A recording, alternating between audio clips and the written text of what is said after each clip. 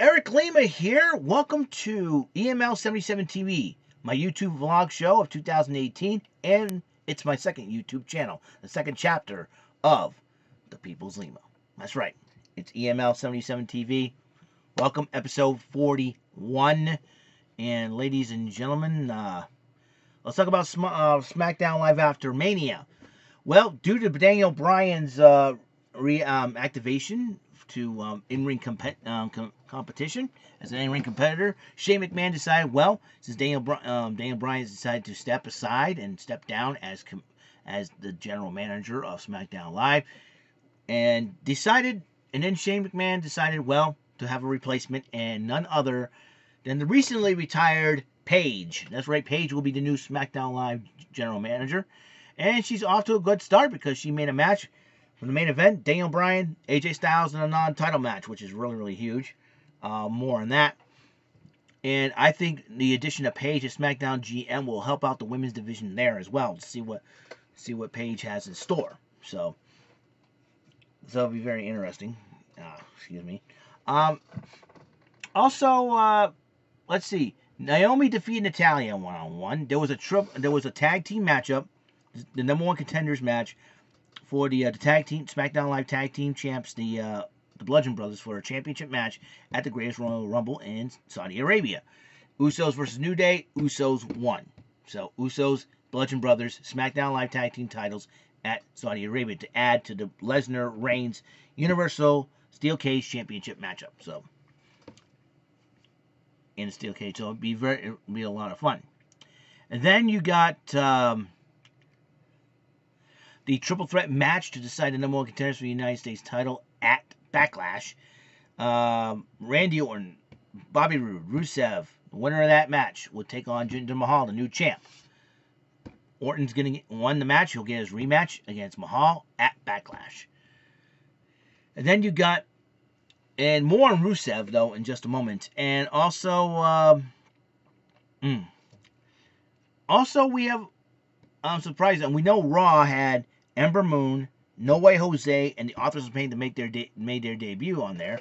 The surprise return of Bobby Lashley after being 10 years away from the company, and returns from injury, Jeff Hardy and Samoa Joe. And there's already another matchup at Backlash. Samoa Joe goes one-on-one with Roman Reigns. If Roman Reigns walks out of Saudi Arabia as Universal Champion, that could be a championship matchup. So it'll be very interesting to see how that develops, to say the least. And rumor has it, Bobby Lashley would face, people want to see Bobby Lashley, Lesnar for the Universal title at SummerSlam. We'll see how that develops. Also, it's huge. And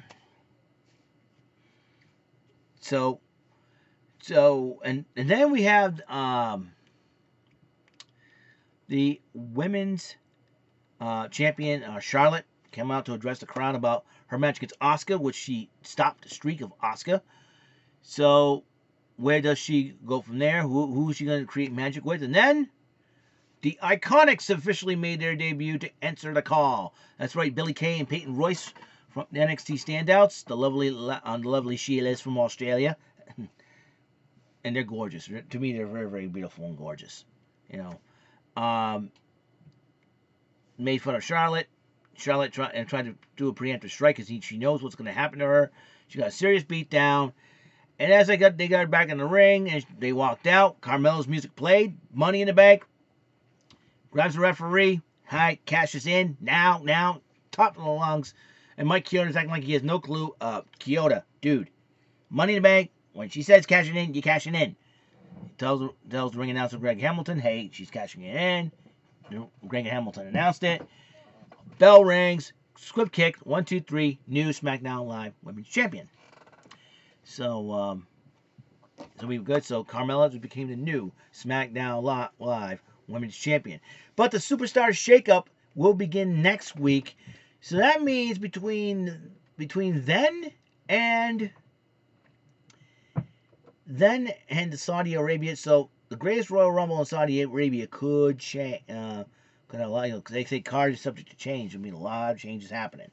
So what could happen? Here's my prediction. Now that Paige is general manager of Monday Night Raw, I would not be Monday Night Raw. SmackDown Live, excuse me. Kurt Angle's the general manager of Raw. Now that Paige is general manager of SmackDown Live, I would not be surprised if she acquired, during the shakeup, Mandy Rose and Sonya Deville, and then said, hey, we'll give you the Riot Squad. Riot Squad goes over to Raw to cause chaos there. Absolution. Will Absolution feud with the Iconics? That would be very interesting if this happens. You know, that's my prediction, my pick. And then you got all 3 members of the Shield on Monday Night Raw. What would happen if Seth Rollins goes to SmackDown as Intercontinental Champion? Seth Rollins always made it clear that he wants to face AJ Styles one-on-one. That would be a matchup I would love to see. Here's the question, though. You know, the champions, could they be exempt? I think the only champions that should be exempt are the Raw Tag Team Championship. The belts are vacant right now. So, that gives anybody an opportunity. The belts are vacant and held in abeyance because, you know, Braun Strowman and Braun Strowman's little partner has scheduling conflicts. Hey, he's in school. He's only in the 4th grade. You know, imagine that kid going to school and said, "Hey, I'm a tag team champ with Braun Strowman." Yeah, but your daddy's a referee. Yeah, because the identity of Nicholas, like I say, he's son of referee John Cone. But still, it's a WrestleMania moment from, hey, I got my WrestleMania moment. You know. I wonder if there's a favor for his. They did that for a favor for his father or something like that. I don't know. Don't know what the real story behind that it was, but we don't know for sure. I'm sure we'll find out sooner or later, eventually. And then you got so the Raw and SmackDown Tag Team Champions should be exempt, and the it's something. It's something. I'm getting comments here. And the women's champions should be exempt because, you know. So Nia Jax, new Raw Women's Champ. A smile on her face, you know, good news. Yeah, I'm just checking out things on Facebook here. Let's see. Holy crap! Wow. That's right. The Mets are doing pretty good. I didn't know the Mets were doing pretty good. So, yeah. Well, I'm just checking it out because my friend Jason DeCango, who's a Mets fan. He's a Mets fan. That's right. He is a Mets fan, and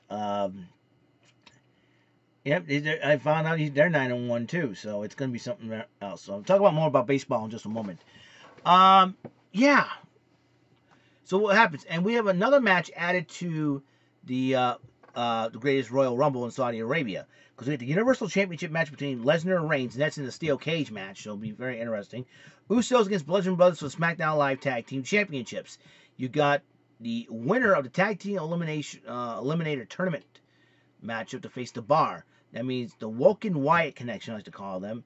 That would be Matt Hardy and Bray Wyatt versus the Revival, Dash Wilder and Scott Dawson. Whoever wins that matchup will face the Bar, at Sheamus and Cesaro, for the Raw Tag Team Championships.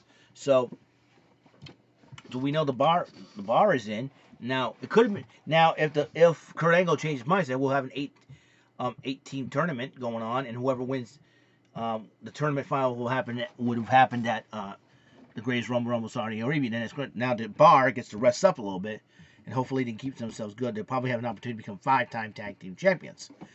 So let's see what happens in that tag team eliminator tournament between the Woken Wyatt connection and the Revival. Winner of that faces the Bar. And so it's SmackDown Live Tag Team Championship on the line.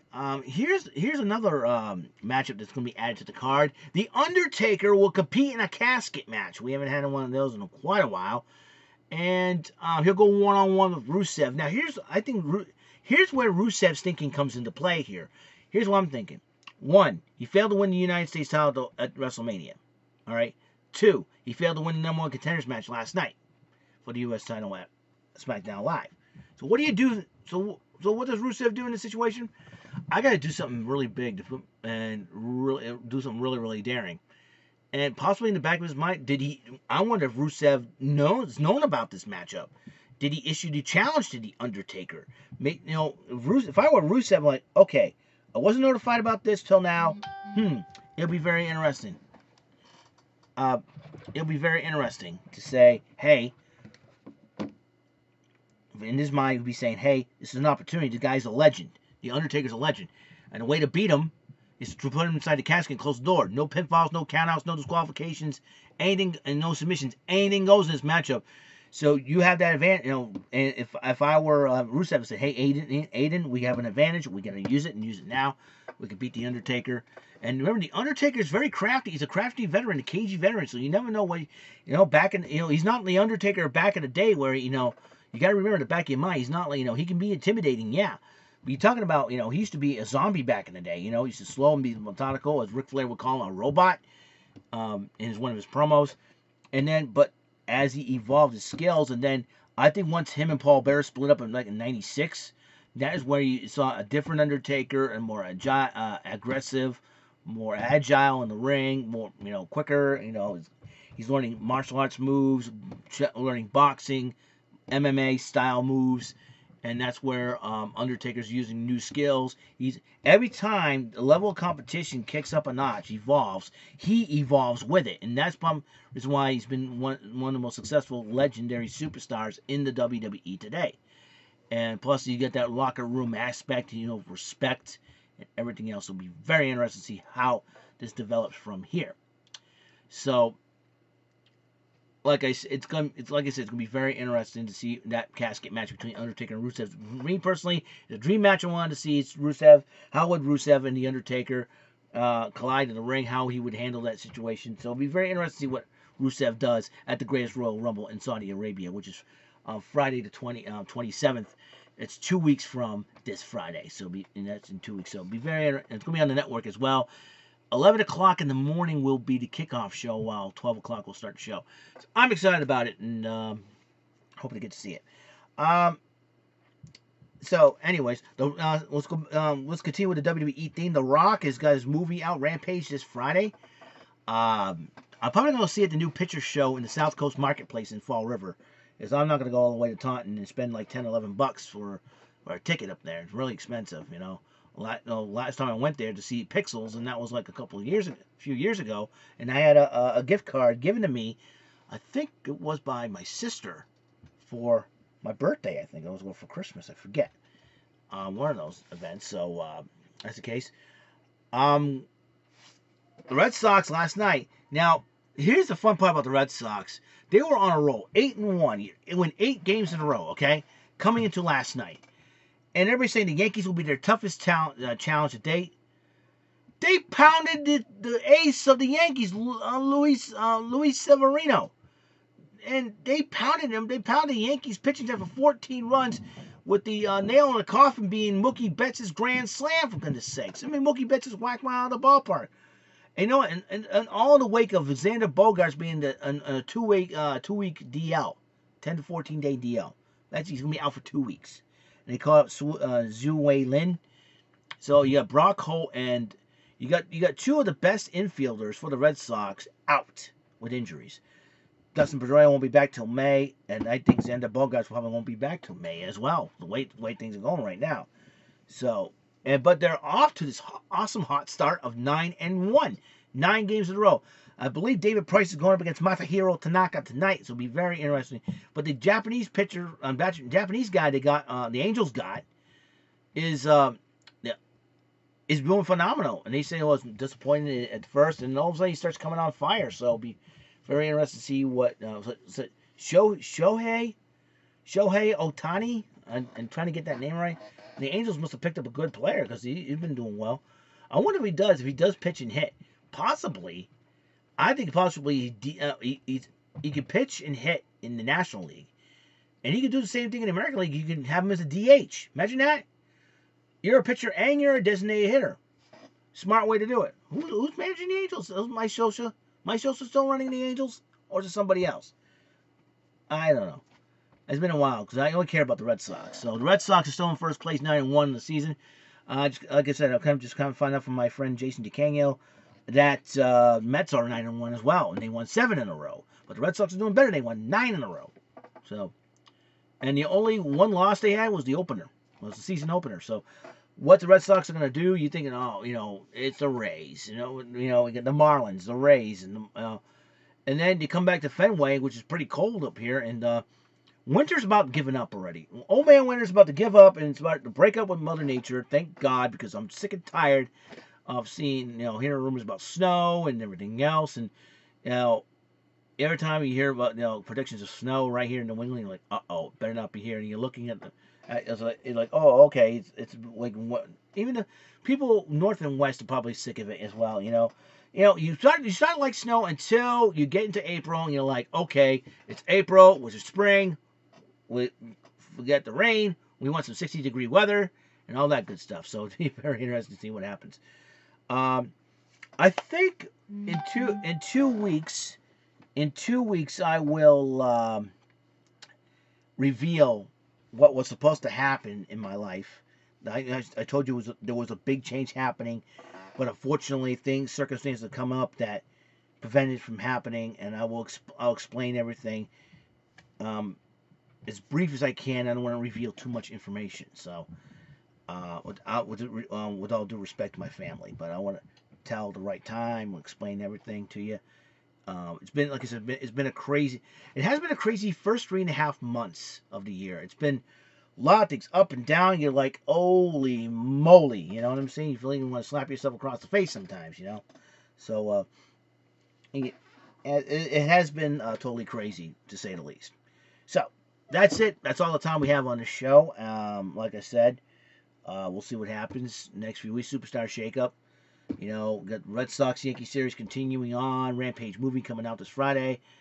All that good stuff. So, it's SmackDown Live after Mania 2018. Tonight is the NXT After Takeover New Orleans. See if any new competitions coming up. We have first inaugural North American champ, Adam Cole. We also got Roderick Strong's explanation of why he did what he did. I'm sure Pete Dunne will lace into him one of these days. We have a new NXT champ, Aleister Black. We have a new women's champ in Shayna Baszler. So who's going to step up to the plate? Maybe Kairi Sane and Lacey Evans. They're going one-on-one tonight. See what happens in that matchup. And will we see new tag teams to rise up and say, hey, we're going to challenge. We're going to do some challenging. We know Heavy Machinery and Sabatelli and Moss will go. We'll go out in a tag match tonight. We'll see what happens. And we'll see what the next move of EC3 and Ricochet is going to be, or whoever gets recently signed here on NXT. Be very interested to see what happens. All right, so that's it. That's all the time we have on the show. And hope you guys have a great and wonderful day. And I'll see you in episode number 42. Hopefully play a video game this time. All right? See ya. Bye.